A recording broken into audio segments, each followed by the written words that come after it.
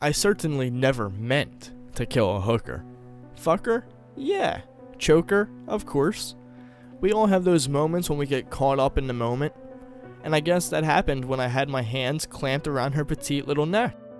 I swear on my mother's eventual grave, it never crossed my mind that she could actually be suffering.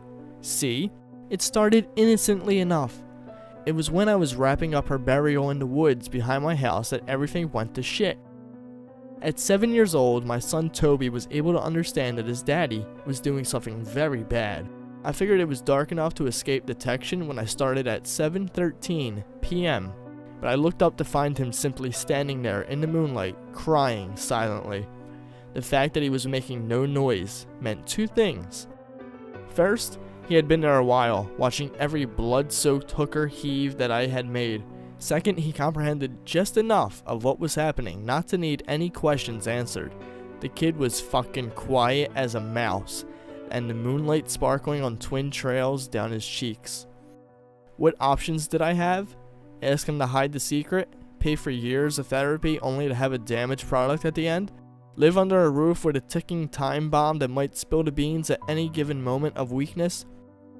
It was not a time to be weak. I had already made the hole big enough for two bodies. They were both pretty small. I had just finished up when I heard the scream.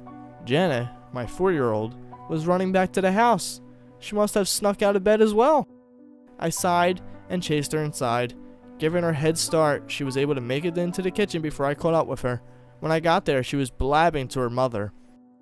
Toby said he saw Daddy with a dead body, and I said, nuh-uh, and he said, yeah, and I said, why don't you prove it? And he said, okay, maybe I will, and then he didn't come back, so I followed him outside, and I saw him standing there, and Daddy was next to a woman who was all bloody and dead and stuff, and then Toby just stood there, and Daddy said, what did you see? And Toby didn't say nothing, and then Daddy hit him in the head with a shovel and killed him.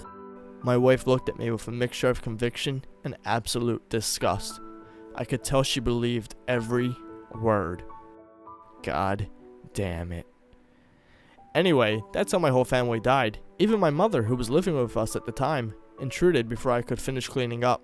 It was easy enough to make it look like an accidental house fire. However, now, don't get me wrong, I'm all broken up about it, really. But what was I supposed to do? Endure a life of the truth? I mean, come on. I have my pride.